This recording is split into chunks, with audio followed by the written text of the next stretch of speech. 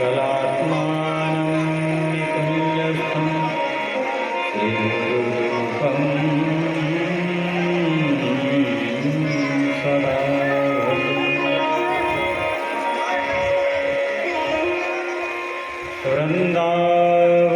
वृन्दावनकलानाथ हृदयानन्दवर्धन सुखदौराधिका कृष्ण भजेऽहं तुल्यगामिनम्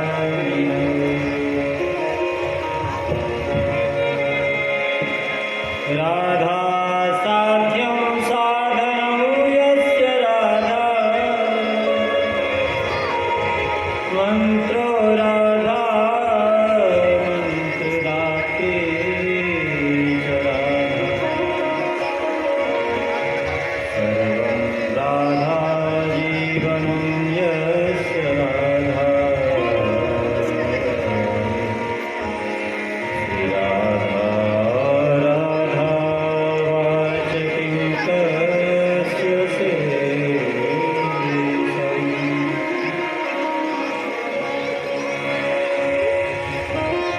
नमो देव्यै महादेव्यै शिवायै सततं नमः नमः प्रकृतिभद्रायै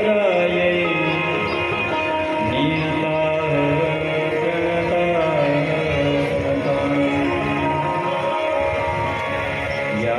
ज्ञानिनामपि चेतांसि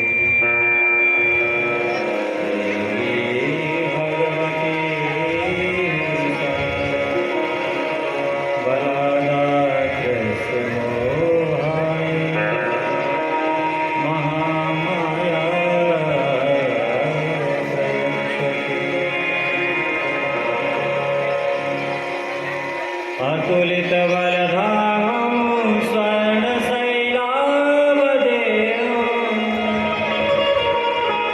धनुजवनकृशानं ज्ञानिनामग्रगण्यं सकलगुणनिधानं वानराणामधीशं रघुपतिप्रियवरं वातजातं नमः।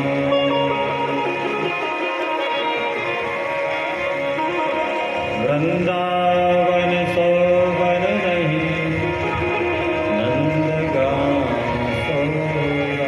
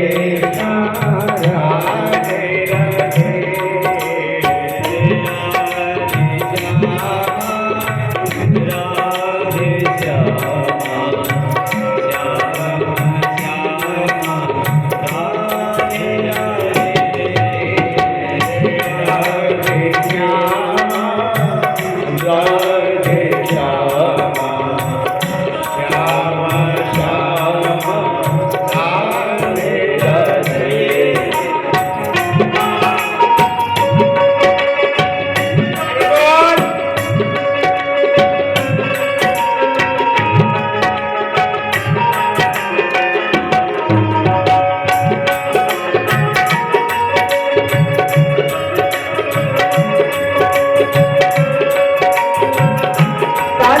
हे राधे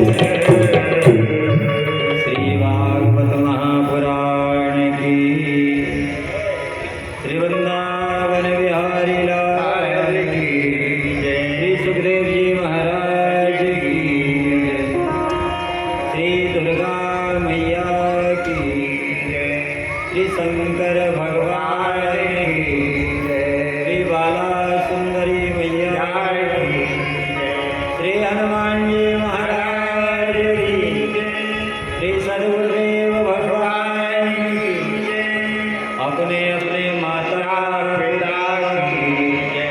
जय जय श्री राधे, जय जय श्री राधे, जय जय श्री राधे श्याम।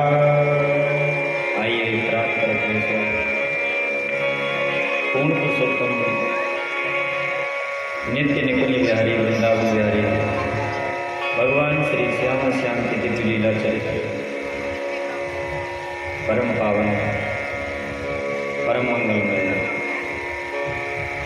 भगवती लीला चरित्रों में श्री सुखदेव जी महाराज राजा परीक्षित को अवगाहन करा रहे हैं। पावन भागीरथी के तट पर भक्ति ज्ञान वैराग्य की गंगा यमुना सरस्वती में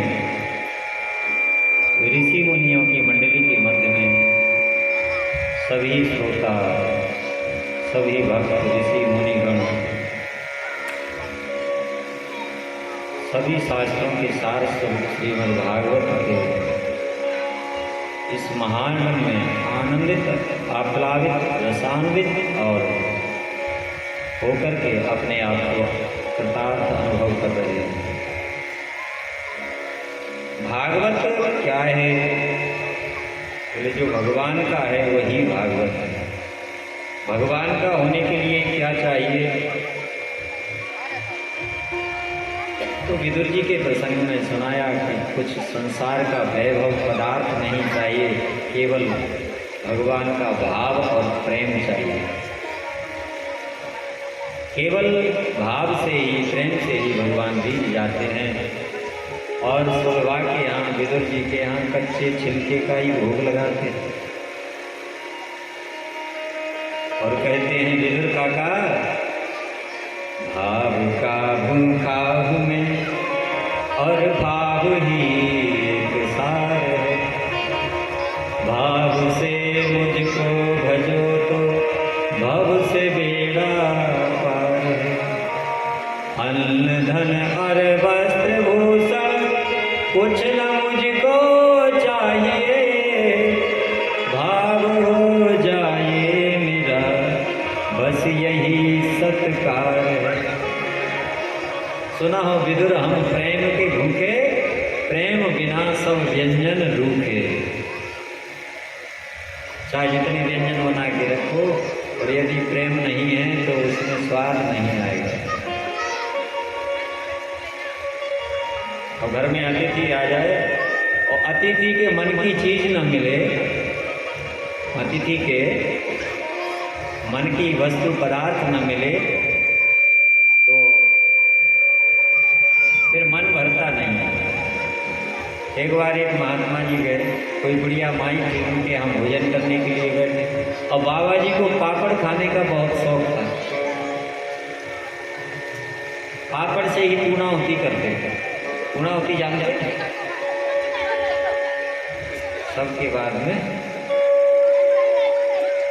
और संयोग की बात वो माता जी इतनी प्रसन्नता से भर गई, प्रेम से भर गई कि सब कुछ खिला रही हैं, पिला रही हैं, बाबा जी को प्रसन्न कर रही हैं। लेकिन खिलाते खिलाते भूल गई कि मैंने पापड़ भी सेक करके रखे। और महात्मा जी की दृष्टि बार बार पापड़ के ऊपर जाता और माता जी ने सब कुछ परोस लिया, पापड़ ही नहीं परोसे।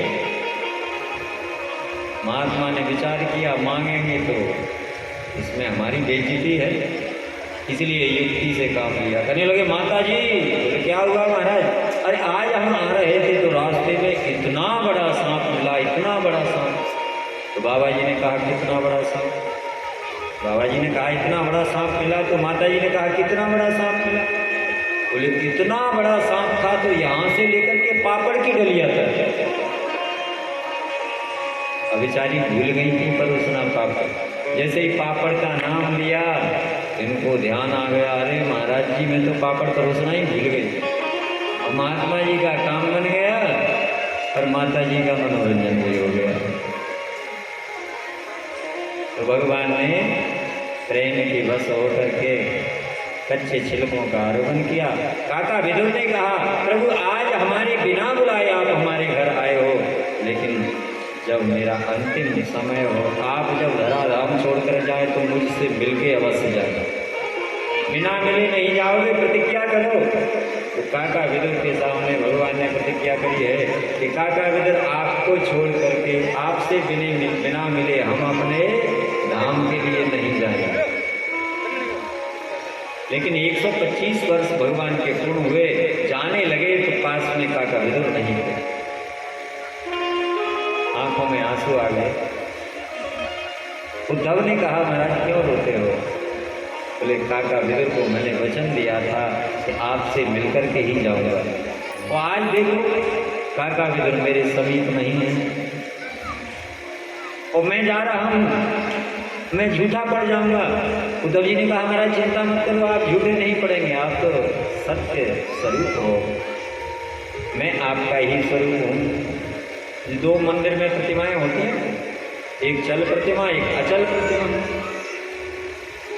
जब शोभा यात्रा निकालते हैं तो चल प्रतिमा को ले जाते हैं और अचल प्रतिमा को थोड़ी काट के ले जाते हैं।